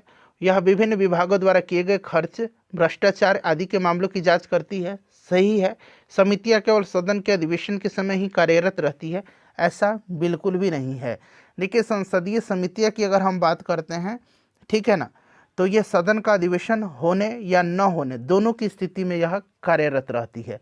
और ये समितियां विभिन्न विभागों के द्वारा किए गए कार्यों की जांच, भ्रष्टाचार, इन सब की पहचान करती हैं। तो यहाँ पर देखिए ऑप्शन नंबर सी जो है यहीं पर पूछा गया सही नहीं है। तो केवल अधिवेशन के समय ही नहीं, अधिवेशन के समय या उसके होने या न होने दोनों कंडीशन में होती हैं। चलिए, निम्नलिखित अनुसूचियों में कौन सा सुमेलित नहीं है, फिर से देखिए नहीं पूछा गया है। तो यहाँ पर आप देख लेंगे, दूसरी अनुसूची में सही है वेतन और भत्ता। तीसरी अनुसूची विभिन्न पदाधिकारियों द्वारा ली जाने वाली शपथ, सही है। उसके बाद चौथी अनुसूची में यहाँ पर देखिए विभिन्न राज्यों केंद्र शासित प्रदेश को राज्यसभा में प्रतिनिधित्व। तो 5वीं अनुसूची देख लीजिए, असम, मेघालय, त्रिपुरा, मिजोरम जनजाति को प्रशासन, ये गलत है, ठीक है ना। 5वीं अनुसूची में क्या है, 5वीं अनुसूची में जो है अनुसूचित क्षेत्रों और अनुसूचित जनजातियों के प्रशासन और नियंत्रण के बारे में उल्लेख है 5वीं में। और ये जो असम, मेघालय, त्रिपुरा और मिजोरम दिया है, असम, मेघालय, त्रिपुरा, मिजोरम, इन राज्य के जनजातीय क्षेत्रों के प्रशासन के बारे में प्रावधान जो है ये 6ठी अनुसूची में है, ठीक है ना। ये याद रखिएगा किस अनुसूची में है, बड़ा इंपॉर्टेंट है। असम, मेघालय, त्रिपुरा, मिजोरम के जो राज्य हैं यहाँ पर जनजातीय क्षेत्रों के प्रशासन का उल्लेख 6ठी अनुसूची में। तो ऑप्शन नंबर डी यहाँ पर सुमेलित नहीं है। चलिए, उसके बाद देखिए, संसद के दोनों सदनों की संयुक्त बैठक के दौरान यदि लोकसभा का अध्यक्ष अनुपस्थित हो तो संयुक्त बैठक की अध्यक्षता निम्नलिखित में से कौन करेगा। सिंपल सा क्वेश्चन है, अध्यक्ष नहीं है तो लोकसभा का उपाध्यक्ष करता है, ठीक है, लोकसभा का उपाध्यक्ष करता है। अध्यक्ष का पद रिक्त होने पर उपाध्यक्ष उसके कार्यों का निष्पादन करता है। यदि उपाध्यक्ष भी अनुपस्थित हो तब कौन करेगा, तब राज्यसभा का उपसभापति का यह दायित्व होता है, ठीक है। यदि राज्यसभा का उपसभापति भी अनुपस्थित हो तो संयुक्त बैठक में उपस्थित सदस्य द्वारा यह निर्णय लिया जाता है कि यह इसकी अध्यक्षता कौन करेगा। कि अंतरिम सरकार 1946 में गठित हुआ था, उसमें मंत्री और उसके विभाग का सही मिलान करना है। और नीचे यहाँ पर कूट दिया गया है, इससे आंसर चुन करके बताना है। तो पहला ये मिलान कर लेते हैं। सरदार पटेल क्या थे, तो सरदार पटेल गृह और सूचना प्रसारण मंत्री थे। तो कहाँ पर दिया गया है, गृह मंत्रालय यहाँ पर दिया गया है। डॉक्टर राजेंद्र प्रसाद खाद्य एवं कृषि मंत्री थे, ये बार बार पूछा जाता है, ठीक है। जगजीवन राम जो थे ये श्रम मंत्री थे, तो यहाँ पर श्रम विभाग दिया गया। और लियाकत अली खां वित्त मंत्री थे। तो इस तरह से आप क्रम मिला लीजिएगा इसका, 2 1 फिर यहाँ पर 4 और 3, 2 1 4 3, 2 1 4 3, जो कि 2 1 4 3 ऑप्शन नंबर सी में दिया गया है। चलिए, उसके बाद नेक्स्ट क्वेश्चन है, किस अनुच्छेद के तहत संसद को संविधान में संशोधन करने की शक्ति प्रदान की गई है।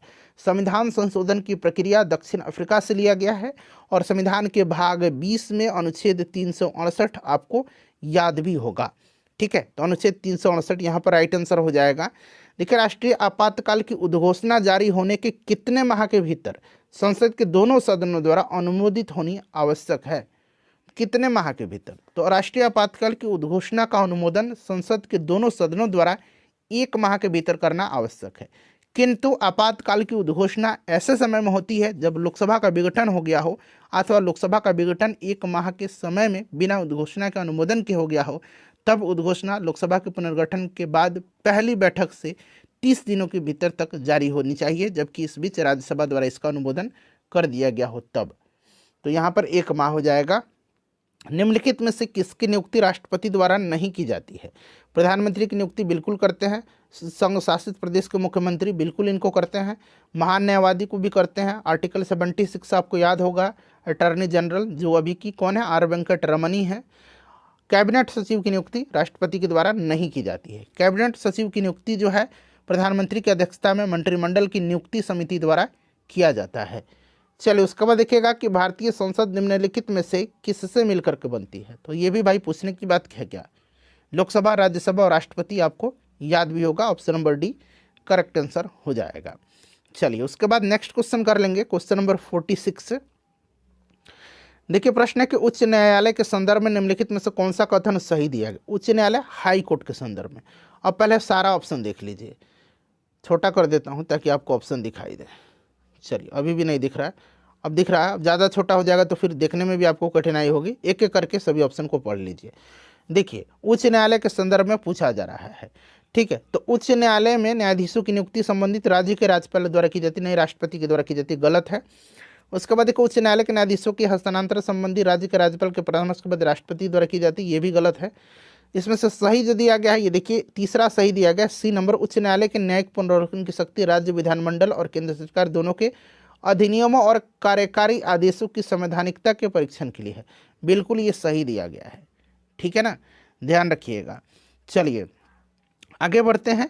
नेक्स्ट क्वेश्चन है हमारा, हाँ, और यहाँ पर देख लीजिएगा अनुच्छेद 32 के तहत जो है उच्च न्यायालय नहीं सुप्रीम कोर्ट रिट जारी करता है, और अनुच्छेद 226 के तहत जो है आपका उच्च न्यायालय करता है, ठीक है ना। तो ये उच्चतम न्यायालय होना चाहिए और यहाँ पर उच्च न्यायालय, तो ये भी स्टेटमेंट गलत दिया गया। राष्ट्रीय विकास परिषद जो है इसके अध्यक्ष निम्नलिखित में से कौन होते हैं। राष्ट्रीय विकास परिषद की अगर हम बात करें तो इसका स्थापना 1952 में किया गया था, और इसके अध्यक्ष जो होते हैं ये प्रधानमंत्री होते हैं। तो स्थापना भी याद रखिएगा 1952 में किया गया था, 6 अगस्त 1952 को। प्रथम संविधान संशोधन अधिनियम निम्न में से किस विषय पर किया गया था। पहला संविधान संशोधन जो आपका अधिनियम था, ये पहला संशोधन हुआ था 1951 में। ये सन याद रखना, पहला संविधान में संशोधन 1951 में किया गया था, जो भूमि सुधार पर आधारित था। और इसी समय जो संशोधन हुआ था भारतीय संविधान में, इसमें 9वीं अनुसूची को जोड़ा गया था और भूमि संबंधी कानून को इसमें रखा गया था। तो ऑप्शन नंबर यहाँ पर सी राइट आंसर हो जाएगा। देखिए कि संविधान संशोधन द्वारा शिक्षा, वन, वन्य जीवों एवं पक्षियों का संरक्षण विषय को राज्य सूची से समवर्ती सूची में ट्रांसफर किया गया, स्थानांतरण किया गया था। सिंपल सा क्वेश्चन है, 42वां संविधान संशोधन। अब कौन कौन से समवर्ती सूची में आ गया है, तो ये भी याद रख सकते हैं, शिक्षा, वन, वन्य जीवों एवं पक्षियों का संरक्षण, ये आप याद रख सकते हैं। 42वां संविधान संशोधन को मिनी संविधान भी कहा जाता है, क्योंकि इसमें व्यापक संशोधन किया गया था, 1976 में हुआ था यह, ठीक है ना। चलिए उसके बाद नेक्स्ट क्वेश्चन कर लेंगे कि वर्तमान में राष्ट्रपति और मंत्रिपरिषद के मध्य संबंधों का संचालन निम्न में से किस संविधान संशोधन अधिनियम द्वारा संचालित होता है।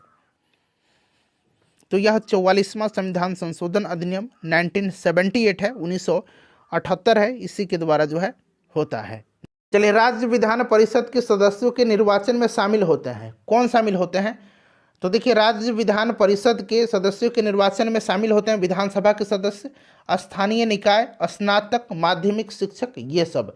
तो यहाँ पर देखिए माध्यमिक शिक्षक दिया गया है। उसके बाद देखिए भारतीय संविधान का अनुच्छेद 338 किससे संबंधित है। 338, 338 क, 338 ख, ये तीनों याद रखिएगा। देखिए 338 जो है यह राष्ट्रीय अनुसूचित जाति आयोग से संबंधित है, ठीक है ना। अनुसूचित 300 अनुच्छेद 338 क जो है यह अनुसूचित जनजाति आयोग से संबंधित है, और अनुच्छेद 338 ख जो है ये राष्ट्रीय पिछड़ा वर्ग आयोग से है, ठीक है ना। और अनुच्छेद 344 जो है ये राजभाषा आयोग से है। अगला प्रश्न है, और देखिए इस बुक का पूरा मैं हिस्ट्री का क्वेश्चन एक ही जगह कवर कराया हुआ है, अगर आपने उनको नहीं देखा है तो रिवीजन कर लीजिएगा। इसी प्रकार से सभी सब्जेक्ट में आपको इस बुक का अलग अलग वीडियो में करवा दूंगा, ताकि आप बेहतरीन तरीके से रिवीजन कर सकें। राष्ट्रपति द्वारा कला, साहित्य, खेल आदि क्षेत्रों में 12 व्यक्तियों का मनोनयन संबंधी प्रावधान किस देश के संविधान से लिया गया है। बताइएगा किस देश के संविधान से लिया गया है। तो फ्रेंड्स यह लिया गया है आयरलैंड के संविधान से, आयरलैंड के संविधान से लिया गया है। तो राइट आंसर यहाँ पर देखिए आयरलैंड हो जाएगा। उसके बाद नीति निर्देशक तत्व भी आयरलैंड से लिया गया है। निम्न में से कौन सा युग्म सही नहीं है। तो यहाँ पर देखिएगा सही जो नहीं है, राष्ट्रपति का पद जो है ये अनुच्छेद 56 में नहीं है, अनुच्छेद 52 में है, ठीक है ना। इस चीज़ को आप याद रखिएगा। बाकी सारे जो हैं सही दिए गए हैं, सही नहीं है option number D. Next question है कि प्रथमतः आपात स्थिति की घोषणा कितने समय के लिए सीमित की जा सकती है। चलिए बताइए राइट आंसर क्या हो जाएगा। तो फ्रेंड्स यह 6 माह की अवधि की समाप्ति के बाद परिवर्तित नहीं रहेगी, तो यहाँ पर 6 महीना हो जाएगा इसका आंसर। भारतीय संसद की सबसे बड़ी समिति कौन सी है? सबसे बड़ी समिति इसमें से हम बात करें तो प्राक्कलन समिति है। प्राक्कलन समिति में टोटल 30 सदस्य होते हैं और 30 सदस्य केवल और केवल लोकसभा से होते हैं, जबकि लोकलेखा समिति में देखिए 22 सदस्य होते हैं, 15 लोकसभा से और 7 राज्यसभा से होते हैं। ठीक है ना। लोक उपक्रम समिति में भी 22 सदस्य होते हैं और याचिका समिति में 15 सदस्य होते हैं। तो सबसे बड़ी प्राक्कलन हो जाएगा। देखिए किसी भी राज्य में मुख्यमंत्री सहित मंत्रिपरिषद में मंत्रियों की न्यूनतम संख्या क्या हो सकती है? वैसे तो आपको पता है कि किसी विधानसभा में सदस्यों की कुल संख्या का जो आपको मंत्रिपरिषद जो है वो 15% से जो है अधिकतम 15% होगा, और किसी राज्य में जो है आपको मुख्यमंत्री सहित मंत्रियों की संख्या 12 से जो है कम भी होती है कहीं कहीं। तो आपका यहाँ पर 12 राइट आंसर इसका हो जाएगा। चलिए अगला प्रश्न कर लेंगे कि राज्य वित्त आयोग क्या है। तो ये राज्य वित्त आयोग, चूंकि इसका अनुच्छेद 243 आई में वर्णन भी है, इसलिए एक संवैधानिक यह एक निकाय है, संवैधानिक संस्था है। क्लियर। चलिए मूल संविधान में कितनी अनुसूचियाँ थी?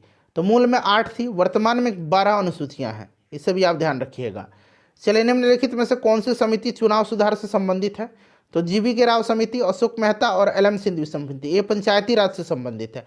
दिनेश गोस्वामी समिति जो है ये चुनाव से संबंधित समिति है।